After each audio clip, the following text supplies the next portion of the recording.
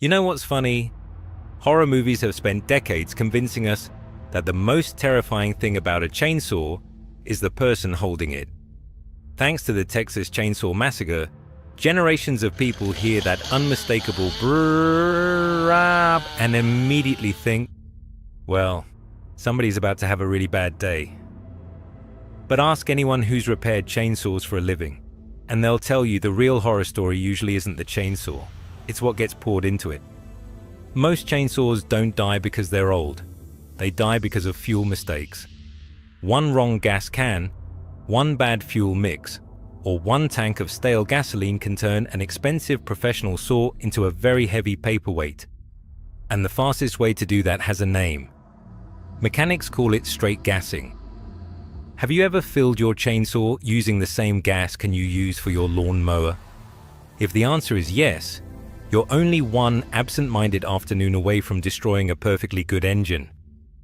The mistake is responsible for killing thousands of perfectly repairable chainsaws every year. It happens when someone grabs a can of regular gasoline, fills the tank, gives the starter cord a pull, and unknowingly sends the engine on a one-way trip to the scrapyard. The reason is simple. A chainsaw isn't built like your lawnmower. Most lawnmowers use 4-stroke engines, which carry their engine oil in a separate crankcase. An oil pump continuously circulates that oil through the crankshaft bearings, connecting rod, camshaft, and other moving components before it drains back into the oil sump to begin the cycle again. Most modern chainsaws, including models from Stihl, Husqvarna, Echo, and Makita, use lightweight, high-performance 2-stroke engines. They're designed this way because a 2-stroke produces an impressive amount of power for its size, making it ideal for a tool that's expected to be carried around all day. The trade-off is that there's no separate oil reservoir, no oil pump, and no pressurized lubrication system. Every moving part inside the engine depends entirely on the thin film of 2-stroke oil that's carried in the fuel itself. As that fuel passes through the crankcase during the scavenging cycle, it lubricates the crankshaft bearings, connecting rod bearing, wrist pin, piston skirt, and cylinder wall before being burned during combustion. Fill the tank with straight gasoline instead of premixed fuel, and that protective oil film disappears instantly. The crankshaft bearings begin running dry almost immediately. Friction skyrockets, temperatures climb in seconds, and the aluminium piston expands faster than the cylinder surrounding it.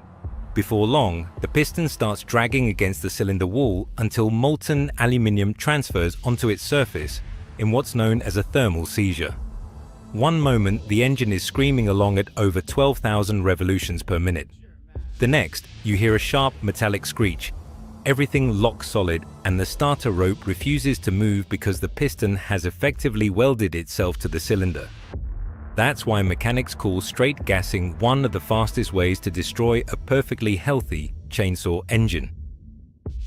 Most modern chainsaws from manufacturers like Stihl, Husqvarna, Echo, Shindaiwa, Makita, and Oregon are designed to run on a 50-to-1 fuel-to-oil mixture, which works out to approximately 2.6 fluid ounces, 76 milliliters, of 2-stroke oil for every US gallon of gasoline, or 20 milliliters per liter of fuel. That specification wasn't pulled out of thin air. It's the result of thousands of hours of durability testing to find the sweet spot between lubrication, combustion efficiency, emissions, and long-term engine life. If you go below that ratio, the engine becomes oil lean, and if you go well above it, the engine becomes oil rich. Neither is doing your chainsaw any favors. For the too little oil, the microscopic oil film we talked about in the last section is the only thing separating the piston rings from the cylinder wall and protecting the crankshaft bearings and connecting rod bearing from metal to metal contact.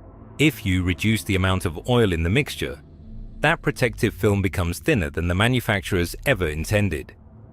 Friction increases, operating temperatures climb, and critical components begin wearing much faster.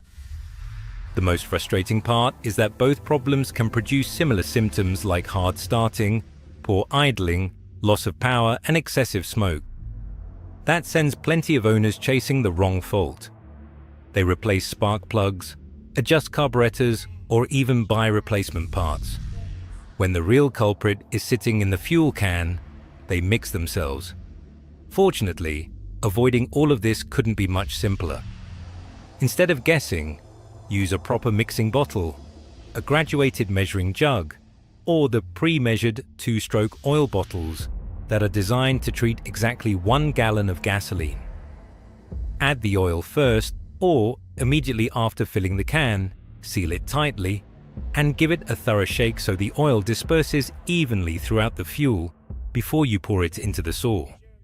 Those extra 30 seconds of measuring are a lot cheaper than rebuilding a top end. And even if you mix the fuel perfectly, there's still one ingredient you can't completely control if you're using ordinary pump gasoline: modern ethanol-blended fuel. And that's where our next mistake begins. Here's something that catches a lot of chainsaw owners off guard. You can put your saw away running perfectly in the autumn, touch absolutely nothing over winter, and still come back in spring to find it coughing, surging, refusing to idle, or not starting at all. The engine didn't suddenly develop trust issues. The fuel did. If you've ever wondered why companies like Steel sell Moto Mix, or why Husqvarna pushes its own premix fuel instead of telling customers to fill up at the nearest petrol station, this is one of the biggest reasons. Most pump gasoline today is E10, meaning it contains up to 10% ethanol. Ethanol burns cleanly enough, but it has one annoying characteristic. It attracts moisture from the air. Engineers call it hygroscopic, but all you really need to know is that it behaves like a sponge sitting inside your fuel tank. Leave that fuel sitting for a couple of months, and it can absorb enough moisture for something called phase separation to occur. Instead of remaining one uniform mixture, the heavier blend of water and ethanol settles at the bottom of the tank, while the gasoline stays floating above it. Unfortunately, that's exactly where your fuel pickup is. So the first thing your chainsaw tries to run on after months in storage is often the worst part of the tank. At the same time, the gasoline itself is aging. As the lighter compounds evaporate, the remaining fuel begins forming sticky gum and varnish deposits. That's especially bad news for the Walbro and Zama diaphragm carburetors found on many modern chainsaws, because they're built around tiny metering circuits and flexible diaphragms that don't appreciate stale fuel.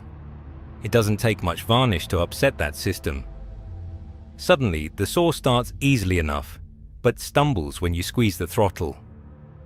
It hunts at idle, bogs down in the cut, or feels like it's constantly deciding whether it wants to run or give up altogether.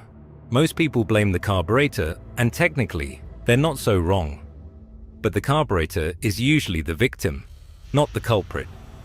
The real problem started months earlier when old fuel was left sitting inside it. The good news is that this mistake is incredibly easy to avoid.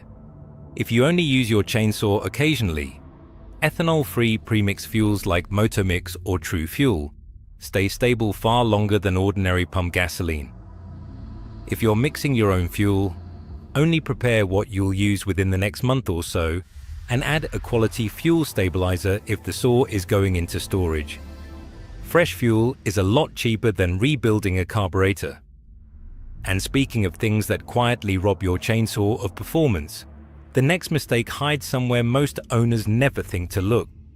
It's inside the muffler, and when it clogs up, your chainsaw can lose half its cutting power without ever sounding seriously broken. Have you ever had a chainsaw that starts on the first pull, idles beautifully, and sounds perfectly healthy until the moment the chain touches wood? Sometimes the culprit is inside the muffler.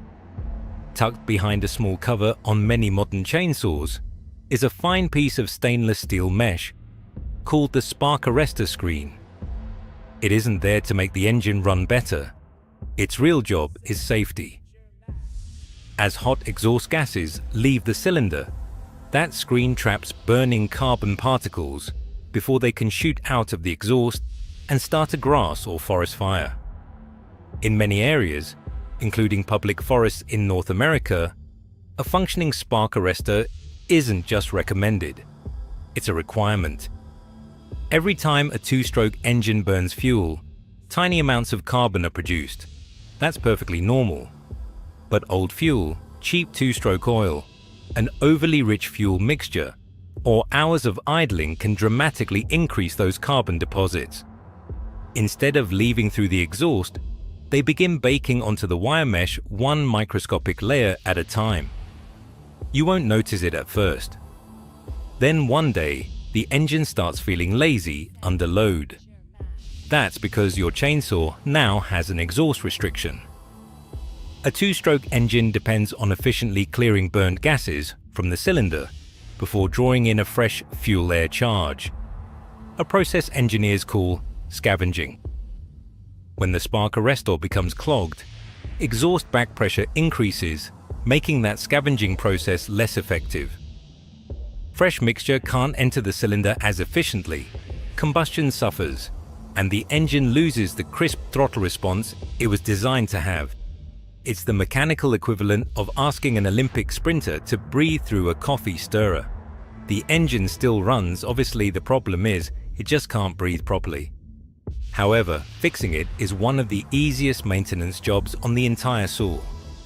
Once the engine has cooled completely, remove the muffler cover according to your manufacturer's instructions and inspect the spark arrestor screen. If it's coated in carbon, clean it with a wire brush or replace it if it's damaged. Some technicians also burn off stubborn carbon with a propane torch. But always follow the manufacturer's recommendations because excessive heat can damage the screen. 5 minutes of maintenance can make a chainsaw feel brand new again. And while we're talking about parts that quietly deteriorate while the saw is sitting still, the final mistake isn't hidden in the exhaust at all. It's hidden inside the carburetor, where old fuel slowly turns flexible rubber components into brittle, fuel-starved failures. Here's one final mistake that catches plenty of chainsaw owners by surprise. You finish cutting firewood for the weekend, toss the saw back on the shelf with half a tank of fuel, and tell yourself you'll deal with it next time. The problem is, next time might be 3 months away, and your carburetor has to sit in that aging fuel the entire time. Unlike many lawn mowers, most modern chainsaws use a diaphragm carburetor, often built by manufacturers like Walbro or Zama.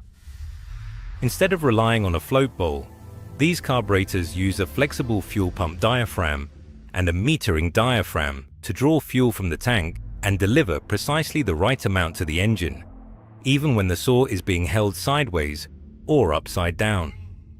It's a brilliant design, but it's also one that hates stale fuel.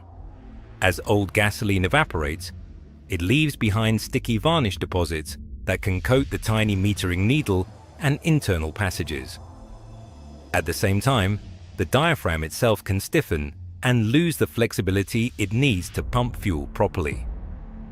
Once that happens, the carburetor can't meter fuel consistently, and the engine starts behaving like it has a mind of its own. Sometimes the primer bulb feels hard or cracked, or fuel begins leaking from the carburetor because the internal needle valve can no longer seal properly. Most people assume the carburetor has simply worn out. In reality, it was often parked with old fuel inside and never had a chance. Fortunately, preventing this is almost effortless. If your chainsaw is going into storage for more than a month, empty the fuel tank, start the engine, and let it idle until it shuts off on its own.